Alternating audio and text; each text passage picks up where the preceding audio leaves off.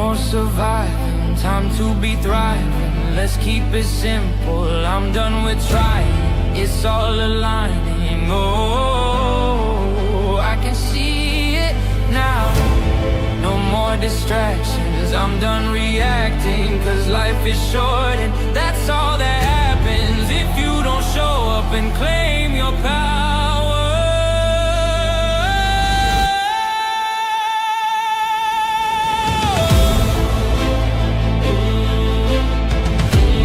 What if you were built with purpose? What if you were built with purpose? What if you were built with purpose? What is up, Copper family? Dude, I love that song. Obviously it was made with AI, but I told it what to say, and I think they did such a good job. So, guys, welcome to Built with Purpose. This is going to be a fantastic show. I've been talking with Joe. I've known Joe for about a year. And guys, when I say he is the most real, authentic, vulnerable, honest, open person you'll ever meet, it's true. I have cried with Joe. I have laughed with Joe. I have shared intimate details about my life with Joe, and he cares, and he cares about you, and he cares about the people he helps. And so I'm really looking forward for you guys to hear how special this man is, and why he created such an unbelievable, I love you, bro project. It's fantastic. Like, I got chills. Guys. I got chills. But with that being said, you guys know you guys know what's going on. We're going to focus a lot on Joe. I'm not going to really be talking to the comment section and in the audience, and I apologize for that ahead of time. But at the same time, if you have questions, Joe will answer them, and he will answer them perfectly. Like, he is a stud. He knows the statistics. He knows what's going on with men. I mean, he knows. He has the knowledge, the research, the studies. He where I get a lot of my information, I get from him. So, guys, please ask questions. Please tell your friends about this and let them come and watch, because I promise you, this show, if you listen, not only will be proud of who you are and build with purpose, but this will change your life if you listen and implement what he has to say. So I know that's a lot to put on Joe. I know that's a lot to put on Joe, but that's how much I believe in this guy. We had Logan and I. We were all about creating a men's support group nationwide and eventually worldwide with dad bods and beards. You guys know how special that is to us. We met Joe after the first time. We cut it. We're like, okay, we're working with Joe. We're going to do what we're good at, which is podcasting and social media, and we're going to help Joe grow, and we're going to support him, and we're going to do everything we can. So, guys, please welcome Joe to the screen, and when you have questions, just ask. So anyway, love you guys. Let's go. What is up, Joe? Tyson, my man. Oh, you just look so handsome. Way better in person, but I do like I still, through technology, I can still feel the love coming from you, brother. Oh, and it's just like we were talking before the show started about how just the men in the Ogden group that I'm a part of, how people's lives are already changing in just that short amount of time. When did we start? I can't even remember. Ogden started last. Was it October? I want to say like last August, I think, or somewhere around. Last August. We've been doing it for that long. Yeah. Nice. Yeah, we're coming up. It's just people who half a year. Yeah, man. It's it's one of those heavy. Oh, can you hear me? Hello? I am, but if I talk, then you stop. Oh, sorry, man. You have a lag. I still hear you just fine. I'm lagging? Oh, bro. This is nothing new in my life. No, it looks like there's no lagging. Oh, there isn't? Okay. Sorry, man. I'm just sitting in our Lehigh group space. You can't hear it. And then we talk over each other. That's the problem. Okay.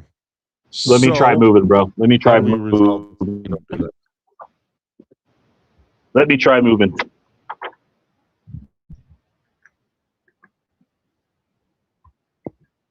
How about now? I got that one Verizon wireless commercial. Can you hear me now?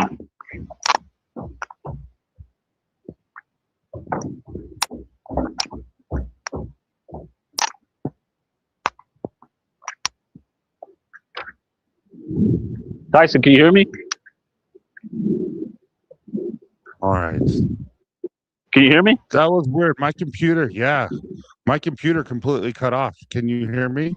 Yeah. You were like spinning tires, bro. Dude, I Can you hear me? switched over to a new company for internet. I can hear you just fine. Well, maybe I'll just do it here out of my car. I'm sorry, bro. No, I think it's me. Well, I mean, you still look good. I don't know how that translates through your internet. Still sound pretty good when you're not talking over me, but It's just a bummer. I've never had this problem before. I'm sorry, bro. Might be me. No. Here, say hi to everyone. How about Hi, this? everybody. I'm going to jump to my phone. I'm going to jump to my phone, and so that there's a little bit better connection. And then just kind of introduce yourself, and then I'll have the questions when I get back. Awesome. Hey, what's going on, everybody? My name is Joe Chuyana. Oh man, he just left me hanging all alone. So I am the founder of the I Love You Bro Project, which is a men's mental health and suicide prevention organization. The only men's mental health and suicide prevention organization which is evidence-based. So we collect thousands and thousands of surveys from bros who attend our weekly support groups. And we take the data that we collect, my board clinicians and I, and we analyze it. And then we create programs to address what we are seeing in the data. So as for me, I was a single full-time dad of 3 daughters, but I'm wonderfully, beautifully, amazingly married now to my beautiful wife, Michelle. And I have 3 bonus daughters and 3 bio daughters. Bio daughter sounds horrible, but I am a girl dad. Needless to say, that is my life and what I love. So girl dad forever. I live in Utah, and the I Love You Bro Project specifically, we have, by the end of this year, we'll have, probably 18 weekly support groups throughout the state of Utah, which give men dedicated space to show, share, and own their emotions. And to hopefully, the hope is that through their showing and sharing and owning of their emotions, they can connect with other bros that we call them 2 a.m. bros, where they can reach out and lean on when in a mental health crisis. So that's just a little bit about me. Yep, you look better than ever, bro. Yeah, I've never had an issue with this. What's funny is my internet provider is the same as my phone provider, so I'm just like, I don't know what's going on. Maybe your internet provider is racist against. All right, so I'm going to start. Let's start with questions. And again, if you guys have any, I apologize for that. Live happens live. That's what I say sometimes. That's the thrill of live, bro. So, Joe, men are struggling right now more than most people can realize. So from your perspective, working directly with men, what is actually going on beneath the surface that most of us aren't seeing? So, I mean, with men and men's mental health, the usual, or to say the normal conversation, it holds up pretty well. And when I'm saying the normal conversation is, yes, men do not openly share. They don't regularly show emotion. They don't regularly talk about their feels or challenges. Now, I'm going to address most of these answers based on the data that I see. I'm just a data person. I have led over 2,000 hours of weekly support groups, going on 3,000. So, I mean, it is what I do, but I like to base what I have off of data and what I tell anyone. So if you were to say, you know, what are some of the things that men, you know, why, or, you know, what is the reason for men not opening up? You know, based on our data, the reasons why men don't open up, number one, are because clearly, number one, 68% of the men don't want to add to the burden of the loved one or a spouse. They don't want to. When we say we don't want to be a burden, we're mostly meaning we don't want to add to a burden that we know our spouse is carrying, or we don't want to be a burden, as in we don't want to have to be managed. The second most reported reason why we're not opening up, second and third, actually, they kind of work together, is the weaponization of opening up, meaning a lot of men are afraid to share their emotions based on how that peace will be disrupted if they had any at all. They would rather hold an inner war or an inner battle than disturb somewhat of a peace on the outside with family, particularly a spouse. So there are a multitude of reasons why men don't. I would say the reasons for our weekly support groups, clearly the number one reported challenge that guys are having right now is loneliness. It's not even close, bro. It's over 70%. So if I have a support group of 10 bros, over seven of them are struggling with some level of loneliness or abandonment, whether they're in a marriage or not. And then right there with it is negative self-talk at 65%. Negative self-talk or shame would be, those two are married. The trends for those two, they're right together in the data, those two together. And then we do know, based on our data, that men in our support groups, 80% of the men, we're over 80%, are struggling with pornography, some level of an addiction to pornography. And of course, in the Utah religious culture that we have here, it even adds to the shame of, you know, using pornography. It is a rampant thing happening everywhere, but particularly in Utah, it's a challenge. So talking up and opening up, and then having, you know, telling my wife or telling my family that I have this pornography addiction, and then having that used against me, or having that having feel like I got to be his burden to manage, you know, we're not going to open up. We're not going to talk about that stuff. We might talk about some of the smaller things, but really the deeper stuff, bro, the data clearly shows we won't open it up because of those reasons. So we're going to have Curtis on next week. Oh yeah, he's so awesome. And you just talked about shame, and one of the most powerful things that I've learned from Curtis is counterfeit emotions. And this wasn't a question I was going to ask you, but you know how I told you I'd squirrel. We always squirrel.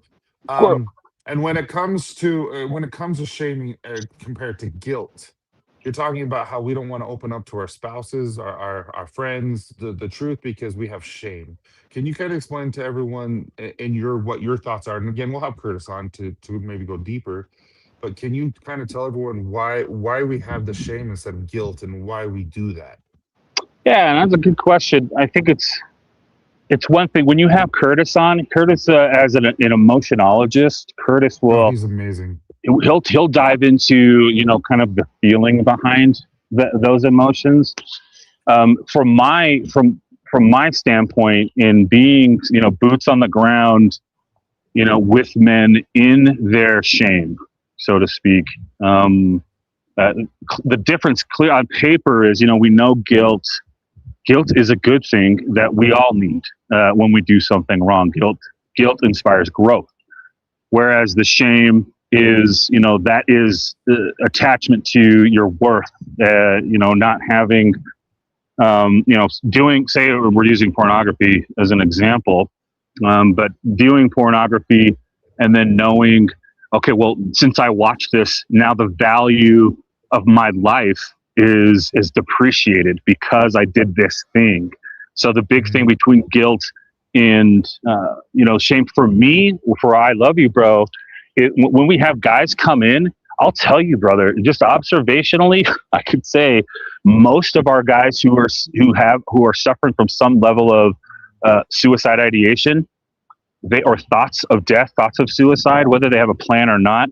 If you were to keep going back in historically in their life, or even immediately, they have some level of pornography use. Okay, so that's just using pornography because it's such a, especially in our support groups, a prominent indicator for our guys. Being, we're at about 80 something percent watching pornography regularly. And so shame and guilt, it's tough when you've been caught watching porn, or someone found it and then suddenly you lost your job or you lost your wife. And then that led to this, which led to suddenly suicide ideation, which leads to, of course, death of men. Many of them are rooted in shame from pornography, or shame that I didn't make enough money, or shame that I didn't look as good as, John and Jim next door, or whatever the case. Shame in our support groups looks very, very silent. Shame in our groups these guys they did the work and they showed up, but they just can't, it's so silent. You know what I'm talking about? I do. Yet, but the guilt, these guys actually will talk. The guys who feel guilt in that remorse, that healthy remorse, those are the guys who are like, I'm here because I got this and I'm doing this and I need to put in the work. That's shame. Observationally in our groups, that's the silent one, bro. Yeah, no, the shame, that's why I love this, is because shame tells you can't change. Shame tells you this is who you are. Where guilt is, yeah, I did something stupid. I can change. I'm better than this. It's okay. I can just, say sorry and move on, and I'm not this person. So, but you talk about suicide. And the statistics. We, like, every time when I'm in there, facilitating, every Monday we have everyone sign in and you have them fill out a whole questionnaire. And so statistics show that men are the majority of suicides in America. So why do you think men specifically struggle to ask for help compared to women? Yeah, I mean, we're at 80% right now, suicides, of all suicides, 80%. Now, there's new morbidity data being released. I just got out of our Utah Suicide Prevention Coalition Committee in Salt Lake City. There's new morbidity being released that is very telling. It's very detailed. Now, the data that we collect in I Love You, Bro, what's great about it, of course, we're average Joes for average bros, so our data is also average Joes for average bros data. So when a guy fills out our questionnaire, there's a question on there that says, have you had thoughts of suicide or death in the last, 7 days or something like that? And we're at about 35% of some level of suicide ideation. Now with men, it's pretty regularly. Many of us men, and that could start with just driving on the freeway and being like, I'm just going to turn off this cliff. I'm just going to drive off this cliff. No, okay, I'm not going to do that. We think about those things. We think about that shit all the time. Men do. It's when we start. It's when that spiraling effect happens, and then we're suddenly creating a scenario, which then the scenario then manifests into a plan. But with men specifically, let me take it to. So the reason why there is an I Love You Bro project is that I had an incredible experience with suicide prevention on an overpass here in Utah, and was glad. I was so happy that I could love him off the ledge using the words "I love you, bro." But having gotten to know Aaron, what got Aaron in his case was just a couple really bad things happening in a short period of time, which sent him to suicide ideation very quick. In his case, it was an impending divorce. And I think in passing, she said, you're never going to see your son again and you don't make enough money. Now, you take those things, men, we hold so much purpose and fulfillment and value in being a husband, in our job, and as providers, that suddenly these crucial foundational things to Aaron were removed. And then he's like, well, then I guess I don't bring any value, or I have no worth because she just told me this. I can't keep a wife, et cetera, et cetera. So that took him to an overpass, you know, and to suicide ideation. Now, that's not the same with every guy, but observationally within our groups, our guys, what we're finding, what gets them to a support group is at least one thing that's there, whether that be a heavy pornography addiction, a divorce. Our divorce rate is, a lot of our guys are going into divorce heavy right now. We're at probably about, I think we're at like 68% single, divorced, separated, or widowed. And so, oh man, are you back? You're there. Yeah, dude. Sorry. No, you're good, bro. I'm having issues up the wazoo today. Yeah, man. Well, yeah, the story of my life. But I was just saying, the, you know, some of these with men, bro, it only takes us men a couple bad things, a loss of a job. Suddenly we could be in suicide ideation. A loss of a marriage. Suddenly we're in suicide ideation. You add those two things together, any guy, any dad, any husband will have thoughts of suicide. I don't care who they are. That's how bad things are. Then of course you sprinkle in, you salt and pepper in some freaking addiction or something like that. For me, it was alcohol for years. But I was a functioning alcoholic, so I was still able to get up, do my job, take care of my kids, and all that other stuff. But it's still at night. I was like, I wish I could kind of die. Wish I didn't have this. Why am I such a lazy piece of crap? Why do I have this problem? And those scenarios, those dark times for us, bro, where we get tunnel vision as men, we have those more often than women or people think. Many of us men do. And we don't want to talk about them because there's not space that we feel that has been created to even have those conversations. Now, you and I, Tyson, we've had some deep conversations about each other and about, you know, mental health and things like that. But that's between two. You and I have connected at an emotional level. Most guys don't have that, man. When we get married, the data shows the women's network grows. Her social network grows. The guys, we cut off almost ties with our old friends. We invest all of our energy, friendship energy, into our wife. So when you talk about a divorce, and then this divorce, we have nobody, particularly to start talking to about our emotions and especially things like suicide, which, you can't talk about that. That's such a bad word, shameful word. But we just have not been offered emotional space from anyone to be able to have those types of difficult conversations. That's why our support groups are so successful, brother. So we have a question here. Is it common for women to do that? Meaning, what are the stats on women? So women attempt 5 times more than men. It's really women, whether they be, I would say, whether they have been to a therapist or they've been treated for mental illness, they're on medication of some sort of, they have a longer history of mental illness that's been notated and documented. Women attempt way more. And now there's always going to be the argument of why are men, we have access to, means, more guns. We feel more, in those, I should say, darker times, men tend to be more passionate about, fulfilling something like that. Women tend to, want to, are a little bit more afraid of it, how they're more cognizant of how that might affect. I think that empathy that women have more of generally than men do. But I mean, there's a million reasons why, men won't open up, and maybe the cases with women, I'm not an expert in women, but as far as statistically, women are attempting way more than men, and men are dying way more than women. And it's, as we talk about men's mental health and suicide ideation for men, it's clear that there's a communication barrier or 3,000 in between men and women, particularly when it comes to our emotions and communicating our emotions. So you work with men literally every day.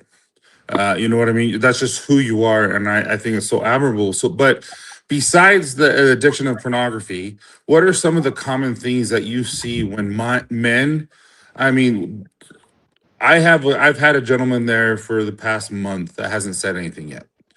And so when they finally open up, and there's zero pressure ever to open up. I'm glad that he's here and we can give him a hug and tell him and know that he's loved no matter what.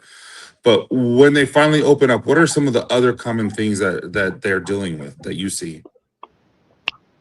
Well, when men come to our support groups, first of all, that's just a freaking miracle. Right? That's what I say. Our data shows only 8% of the men who come to our support groups will actually call 988 or chat with 988, which is the National Crisis Hotline.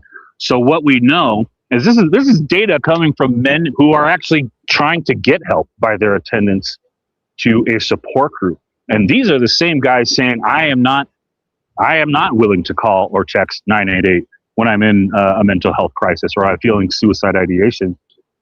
And so a common theme with the guys who are coming to our support group, the first rule I have, and I know you know it, Tyson, for our group leaders is, thank you for showing up. Thank you for putting in the work. It takes a lot of freaking bolos to come to a group. It's so, if my anxiety, which I have badly, is just like theirs, I always picture myself in their shoes. My anxiety's going bonkers just showing up to that group. I don't know what to expect. I don't know. So anytime a bro comes in and is willing to just sit down and be with us, even if he's, like you were saying, Tyson, perfectly said, they're just there listening and observing and feeling the vibe of just being around other bros and hearing other bros open up about a freaking variety, a catalog of different challenges. These guys, from divorce to alcoholism to pornography to just, I can't talk to my wife and I need a place, someone to talk to. Everything and in between. But the guys that are showing up here to our groups, we know that the majority of them are single, divorced, have no family at home. So there's no family structure at home. We're at about 67%, 65% are single, divorced, separated, or widowed. We also know that our unemployment rate for our guys right now, we're at about 30% are either unemployed or underemployed. When you look at what men judge themselves by, their money, we generally talk, how much do you make, or how much do you bench? So it's the way you look, the how much money you bring in or provide. If you remove some of those key things, like some of these guys have had in their life or currently are experiencing, that's why they're in a suicidal state constantly throughout the day. They put so much of their worth in these specific things. In our groups, when these guys come out, we're trying to remind them that I don't care who cares what you do for a job? Who cares what? Now, we are a place of accountability and owning your emotions and growing. But at the same time, we're that place where a guy can come talk about that stuff. The data is clear that most of them are lonely. Most of them are suffering from negative self-talk. Many of them, 4 out of 10, have some level of anxiety, whether it be social or trauma-induced. So we know the guys who are coming to a support group, to our support group specifically, the things that they are wanting from the support group, easily number one, that I just checked yesterday with the I Love You Sis workshop, was being around caring and supportive people. That was the number one. That's at 65%. That's the number one reason why guys want to go. I put specifically being around caring and supportive people. I didn't put caring and supportive bros, because I want to make sure that we understand some of these guys don't even have a caring and supportive person, let alone a caring and supportive dude in their life who they can open up to at an emotional level. So these guys are clearly wanting to be around supportive and caring people. The number 5 reason why guys come out are to receive a hug from a bro, just to have physical affection that's safe in a shame-free space with another dude in a connective way. And a lot of guys Can I ask you a question about that? Yeah. What is it about that? What is it that why men need other men in their lives? Not just acquaintances, but like an actual brotherhood. Like, why is that so important? Yeah, a lot of these guys, again, don't have a family structure or come from traumatic family structures. in their life as they share and open up. I think when it comes to a man, there is some level of fulfillment in that we receive through a bonding, through a battlefront relationship, and it's tough to have that kind of camaraderie with women for us, because we feel like with you and I, Tice, when we share in a group space, when I share and then you share, and then there's almost like this another dude, I can see another real man, right? Another big guy. You and I are the biggest guys, and I love you, bro. Like another guy who's this bearded dude who's rough, but he is experiencing the same or similar emotions I am. He has the same or similar struggles as I feel in my life.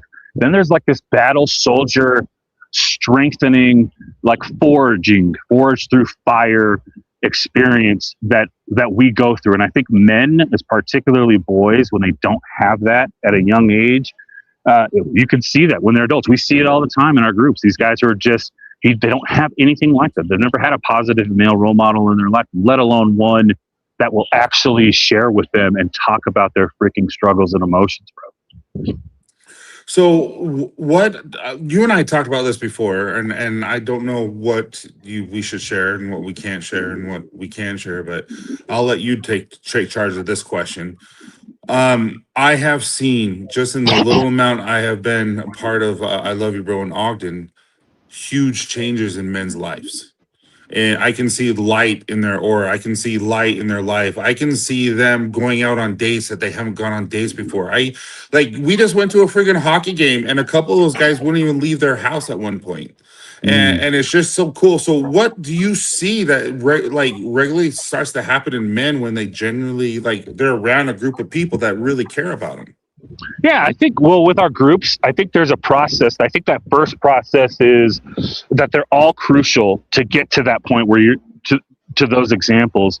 The first step in that process is these guys have to acknowledge that they need help, and they have to own their emotions that they're feeling, and they have to do that in a space which is uncomfortable, again, for this first time. So all of these examples of growth that we see in these guys that come to a group and participate with us, at some point they have to fulfill a part of this process. So these guys showing up to group, all of those guys had to show up to that Ogden group, and they had to get super uncomfortable sharing specific parts or feelings from their life.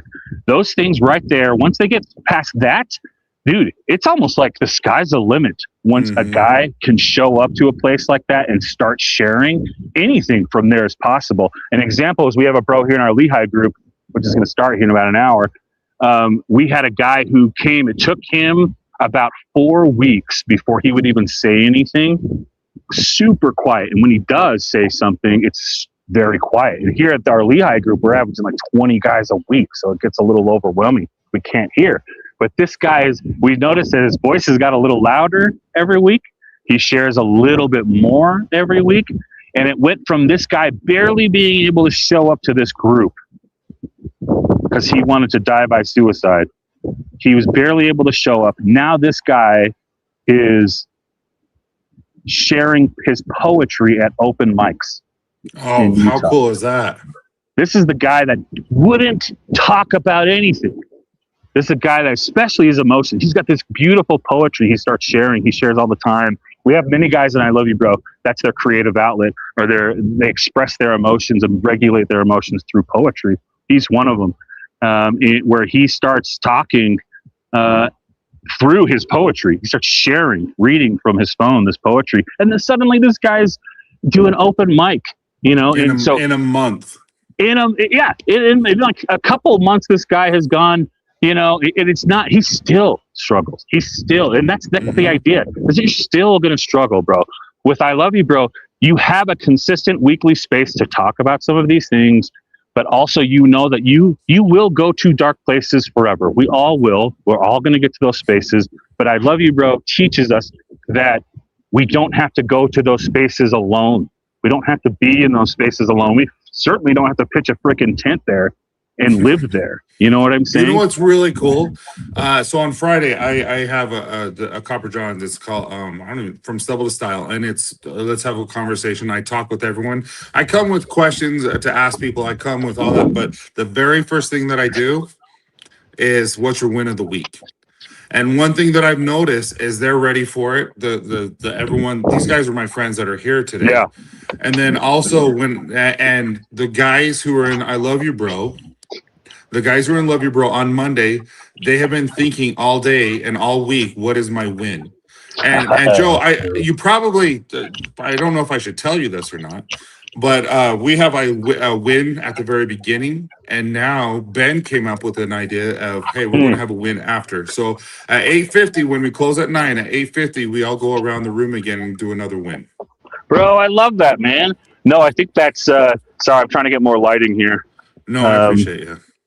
And charge my phone at the same time, but no, that's awesome. The idea is that these guys have wins. They have wins to share, and they need to share them. We just opened our Roosevelt group, and by the time we were done, I feel like by the time we were done sharing wins, we had already gone through. We only had like 45 minutes left or 30 minutes left, and the facilitator there was like, man, sorry, Joe, we're out, you know. And I go, if anything, we use this time magically because these guys were able to celebrate things that they wouldn't celebrate with anybody else, but they gave us the honor of sharing unseen, unheard wins that they probably wouldn't brag about to anybody else except for us. All right, so I have lots of questions for you, and I'm debating on which ones to ask. So the next question is, what is something powerful that happens inside these groups that most men, so these guys here, if they're not a part of this type of support group, what is something that most men would never expect until they experience it? Real connection. Absolutely. Men, we don't know what real emotional connection is most of the time. We try to have some level of it with our spouse. I think when you come to a weekly support group, or you go to a space that is dedicated or created and dedicated between two people or 3 or 4 or 5 people, where when I enter this space, I can say and I can feel and I can leave that at that space, and then I can continue on with my week. It's our support groups. To have for guys who most of us have never had that. We don't know of a space, or we'd like to think church, but that is absolutely not a place where I have found that I could have the same conversations as I have in our support groups. So why is it that if you add a woman into a group, we all shut down? That wasn't. But as soon as you said church, yeah. I feel that's a lot of the reason is like we can't be open, we can't be honest, we can't be vulnerable, like if it's just us in a support group. So what is it about that makes this so special? Well, I think with when you add a woman, it's kind of like in church with you add your bishop or you add your Sunday school president or you add your church leader, your pastor to Sunday school. It changes the way people answer. It makes it so people don't even want to answer questions because they don't want to say the wrong answer. It's very similar with that with women coming into our support groups. Like my I Love You support clinician, Emily, she's one of my closest friends, but she can't come into our support groups, and she's a clinician. We have that space is dedicated for men in their sharing. And, I think it is crucial in a relationship that men and women both have dedicated spaces. If they don't have it with each other, then they should have some space with someone or some people that they can emotionally connect and start, not even like vent. Our groups are not even for venting. You can venting only gets you so far till there needs to be an action or a measurable in there to help get you out of venting mode and into more action mode. But we do need spaces where we can let some of the steam off and that we're not judged for it. And I think when you add a woman to especially a man's conversation, the men just want to impress that woman. It's like why we don't have women leading our workshops. They're all men, professional men who do. I've had so many beautiful yoga teachers wanting to do a yoga workshop for us. I'm like, bro, they're not going to be doing yoga. They're just going to want to stare at you the whole time. That's just the reality, bro. That's just the reality, you know. But it's almost the same reason why we can't have that in our support groups, is because that doesn't give us full permission to be vulnerable, and we need full permission. And now that's an unspoken permission. Once I start getting emotional, which, you know, I'm always the first one when I share, that gives these guys permission to be vulnerable with me. When you have a woman there, it makes it more difficult. That's like almost a filter that they have to go through before they even get that permission. All right, is it me this time? Is it me or is it him? We lost you. Okay, now we're back. Let me ask you another question. Yeah. We have 20 minutes left. I have 4 questions for guys listening who feel alone, because I feel like most of us, I have felt alone. I have 6 kids and a wife, and I have felt alone. I feel like feeling alone doesn't mean that you're actually alone, but it's your reality. You feel alone. Yeah. So and they don't want to feel this way anymore. Where do they start? What are the first steps that this person should take? Now, especially when there's not "I love you, bro." Like, they don't have that opportunity. So what do they do? Yeah, that's a good point. So what I would suggest is, first you have to realize that you quite literally are not alone in whatever struggle or challenge that you're facing. A lot of our guys who show up to group, they do so ashamed of these feelings, so ashamed that they're, you know, having suicidal thoughts, that they don't realize that there are tons of other guys having those same feelings and challenges. So my invitation would be, first, understand that you quite literally are not alone in those feelings. I have the guys raise their hands. I've done it with you, I think. You have? Yeah, where I say, raise your hand. Me how to facilitate. Yeah, I said, raise your hand. Guys, raise your hand if you've had suicidal ideation. 90 to 100% will always raise their hand. It's just a good indicator showing the men that they quite literally are not alone in those feelings. So my first thing is, please understand you are not alone in those thoughts. There are so many other men dealing with that very similar negative, heavy feelings. Then they're very real. Now, the second thing I would say is, it's going to take that second thing after you've acknowledged, it's going to take uncomfortable work on your part. Now, in the case of "I love you, bro," that uncomfortable work is, you got to come to group. You got to take that, suck it up, the anxiety into that, you know, that's boiling here, that's always in me, put it in the back of your throat, and then just take those steps to group.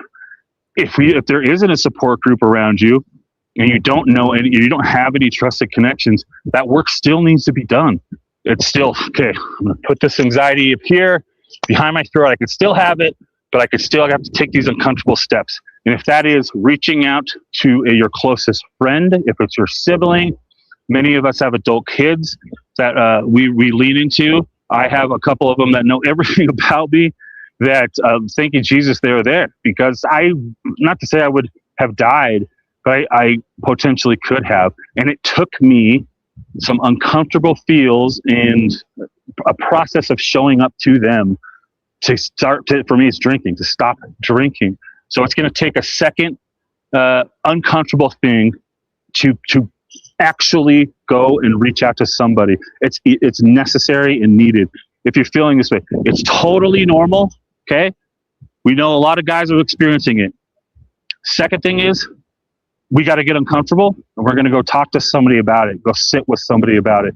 And if someone brushes you off, that's cool, whatever. I'm not going to give up though. I'm going to go to the next person. It's going to be uncomfortable. It's going to take steps. Okay, bros. And I want to make sure that these people know you guys are always freaking worth it, man. You're worth all of that uncomfortable steps.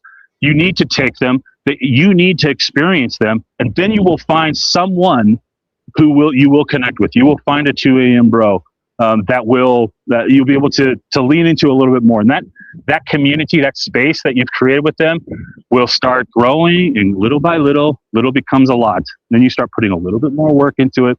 But it does take, we cannot just sit and ruminate and spiral. We will need to put in work, and you're always worth putting in the work for.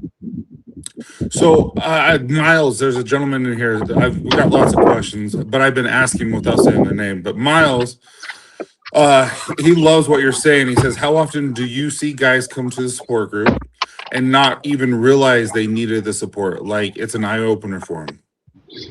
I would say out of 10 bros that come to our support groups, there is, again, that process that they need to grow and go through. By the second time or third time, these guys have completely, they're like, wow, I cannot believe I haven't been doing this sooner, or I didn't do this sooner. And so it's very short. When you can make that emotional connection with bros,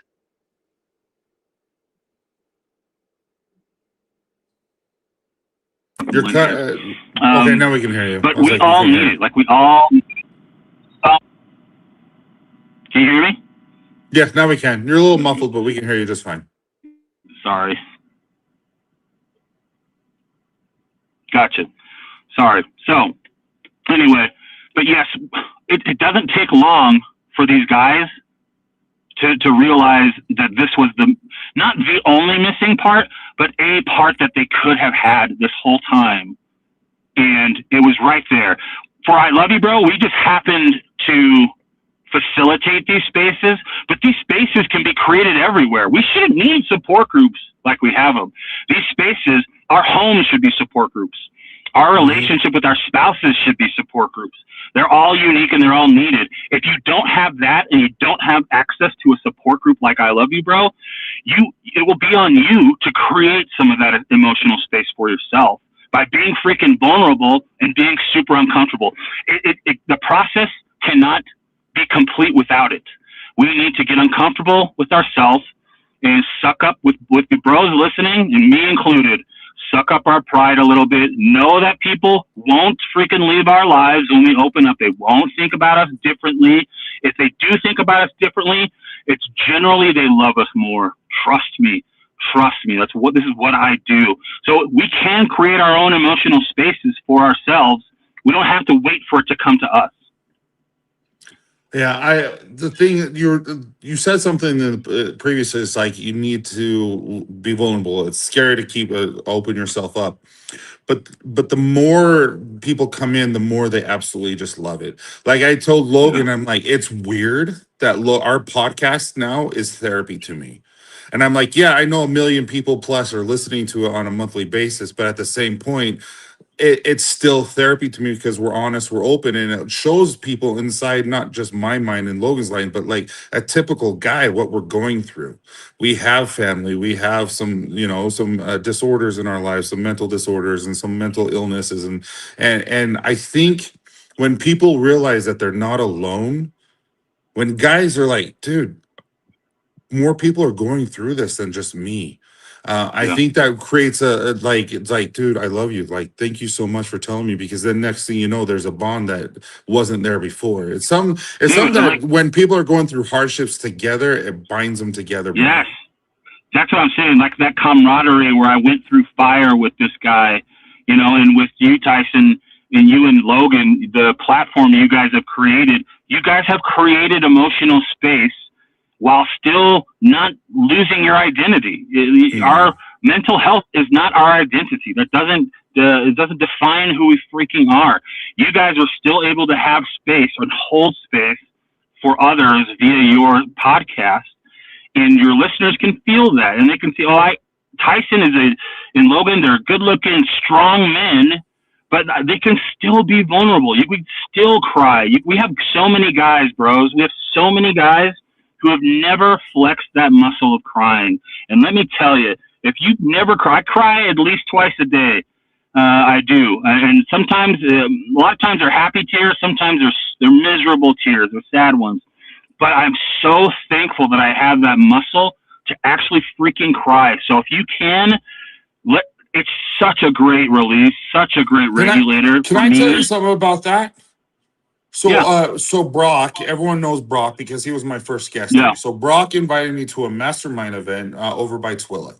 It was a 2-day event. We stayed overnight in this little hotel area. It was Chad Hymas, if you know who Chad Hymas is. Yeah. So we're over here listening to him, and then they have a breakout session. There is a gentleman, I'm trying to get him on the podcast, and he's going to. I'll tell you after who it is. But he was there. And they were talking about things that, that we're going through. And I was the first one. Dude, I broke down like nobody's business. Like I broke down. But I'm not embarrassed to do that. I'm just not. And I don't say sorry. I don't apologize for feeling my feels. Yeah. But he had never experienced anything like that. And because I did that, he is now someone who never misses I Love You Bro in Ogden. And he was there from the very first day. And he was during the hockey game. He was like, he is always there. And him and I are really close now. And it was all just because I was willing to express myself to a point where he's never seen that before. He's like, I want that in my life. And I think guys need to understand that if I want to have a friend, I have to be the friend. If I want to have someone vulnerable and have that brotherhood, I have to be that brotherhood. Yeah. And so it's freaking scary, but at the same time, it really, really, really does resonate with what you're saying to me, because it's just like, it's the truth. If you want to have that in your life, well, you have to provide it too. Yes, bro, we have to. And I'll say, we have some guys who come to group. I had one instance where a bro came, and he was a pretty regular guy. I was down in Provo, and I was struggling with something at the time, and I got really, really emotional, and I was crying a lot. He actually got up off his seat, came and sat by me, and said, "Is there someone I should call for you?"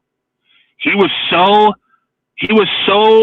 unaware emotionally that men could cry and show that level of emotion. He thought that I was actually experiencing physical, like ambulance, call 911 kind of pain. Mind you, I'm not trying to depreciate what my situation was. That wasn't the kind of pain I had. But to this guy, there was no difference, because he had no history or no experience with men who actually do freaking cry, and they can get freaking sad, and we can show that to others. He was so uncomfortable that I was like, no, I actually just said, no, bro, I appreciate you asking.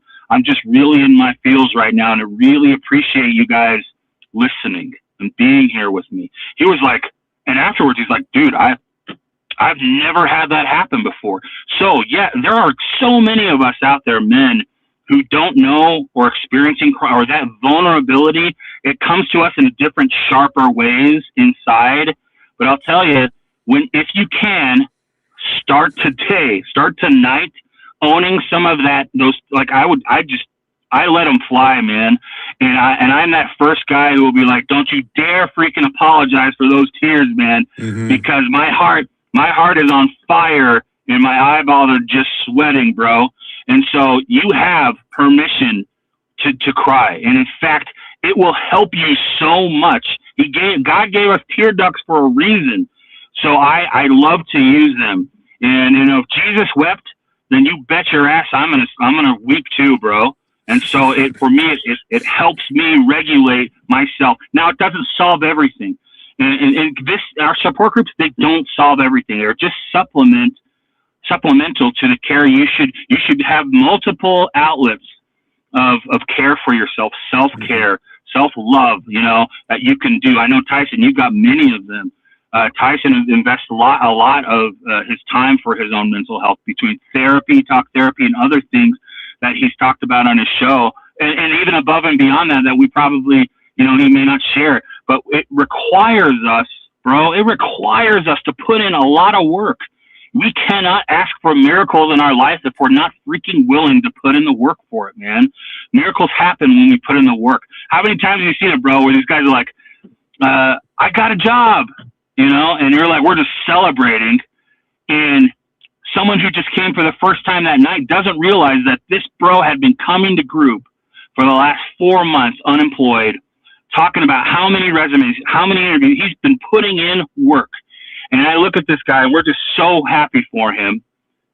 But it's like, it shouldn't be so like miraculous that you got this miracle, because you have been putting in the work. Miracles happen when we do it, when we show up and get uncomfortable and do uncomfortable things. And for guys who are out there struggling, I will say, what you are experiencing and feeling is freaking real. Men, we are very visual. That's why I like to do raise your hand if you've had pornography or if you've had suicide. I do that often because the bros in our groups like to see. We're visual. We like to see hands up. Wow, we aren't alone. You know, first, please realize you are not alone. Okay. The second is we have to put in some uncomfortable work, and people want to help you do that work. You know, it's just us in our pride as men saying, okay, no, it's going to make me look weak. Oh, it's going to make me look feminine. Bro, shut up, Joe, is what I'm saying. Stop it, man. Just take a couple baby steps in that vulnerable direction, an uncomfortable direction, and I promise people, they want to help us. They're dying, and just whatever we need, our loved ones, we have them. And even strangers, we're perfect strangers in these groups. They want to help us. They love us when we're there. And there are perfect strangers and loved ones out there that love you, that they can't help you if you don't talk, if you don't reach out. You have to at some point. Awesome. I was just reading some comments and everyone's just loving this. Two things. Your goal with I Love You Bro is what? Because all these guys want to be a part of I Love You Bro. What's your goal and getting into all the locations where they are? So our goal for Utah, I know you guys are around the world, around the United States. So for Utah, my goal has always been to get a weekly support group within a 15-minute drive of every man in the state of Utah. We are probably about 8 groups from that, 8 to 10 groups, and I'll hit that goal in Utah. From there, we're going to do more specialized groups. We're going to do one for the Navajo Nation. We're going to do Te Amo Hermano, a Spanish-speaking support group for Spanish-speaking men. We're going to do My Hero Bro for veterans and first responders. We're going to be more specialized. But ultimately, my goal will be I Love You Bro chapter in every freaking state in the United States. We need one. And then every chapter, that will be their goal, a 15-minute drive to at least one weekly support group, one space that has been designated and dedicated to my sharing, my vulnerability, my feelings that I can share with other guys and bond and connect with them through their feelings, their emotions. That's the goal. Ultimately, we'll be in every state. We'll have a chapter. And really, the bottom line is that we wouldn't hopefully need to have support groups, that we have a society that we can all be open and vulnerable, you know, with each other and respect each other still after, and still find it attractive when you see a man cry or open up, or still find it, still even more attractive, probably sexy for a man to share their challenges, and that we want to help each other. That's ultimately the perfect, the society that we're trying to build, bro. And lastly, there are women in this chat. Can you talk a little bit? This is the last thing. We have 2 minutes. I love you, sis. What's the purpose of I Love You, sis? So I Love You, sis for now, they are monthly mental health support workshops for women where we bring in clinicians to, again, we take the data, we see the data right now, of course, loneliness, I was just saying, negative self-talk, where we bring in clinicians to address those things, but from the perspective of women. So empowering women to be able to support their men better, and I'm not saying better, but they have the actual education and best practices to do so. It's tough to have when you don't know what to say or you don't know what to do or what resources are to ask women to deal with some of these things that men have. It's unfair. So I Love You, sis is to help make that not so unfair, to give some balance there as far as education and also connection for women. Ultimately, we will have an I Love You, sis weekly support group program for women. And so, yeah, I Love You, sis is awesome. We can't do it without women. They're our number one resource in our life. And so women need to be involved in men's suicide prevention wholeheartedly. I love that. I really do. And If Candace wasn't so busy, she would have been there. I know, bro. I know. But dude, thank you so much. Go enjoy your group tonight. And if anyone wants to get a hold of you, I just told them to please get a hold of you through Instagram on I Love You Bro Project. And guys, he's amazing. He'll always answer you. He cares. I promise you. And Joe, thank you. Is there anything else you want to say before we go? No, I love you, bros. If you're listening or struggling, please understand you are loved, bro. It's so tough. We have tunnel vision when we get into these mindsets. Tunnel vision. We can only see that divorce. We can only see that death. We can only see that pornography. That's all we can see. Be around people who trusted connections that can remind you and help you feel peripherally rather than just tunnel vision. And that's what our support groups do. Find emotional spaces that you can really talk, but also get some new perspective on things that are happening, around you, people who love you and care about you. So I love you, bros. Reach out to me if you need it. I'm pretty good about responding through Instagram or our Facebook page, but I love you, Tyson, man. You're one of our leaders, brother. Man, I couldn't do it without you. So I really do, man. I really love you, bro. You too. Back at you, man. Love you. And tell everyone hi. And guys, have a wonderful night. We'll see you Friday for From Stubble to Style. And again, if you need Joe, please reach out on Instagram with I Love You Bro Project. And I promise you he'll answer your questions. All right. Take care, guys. Love you, bros. Love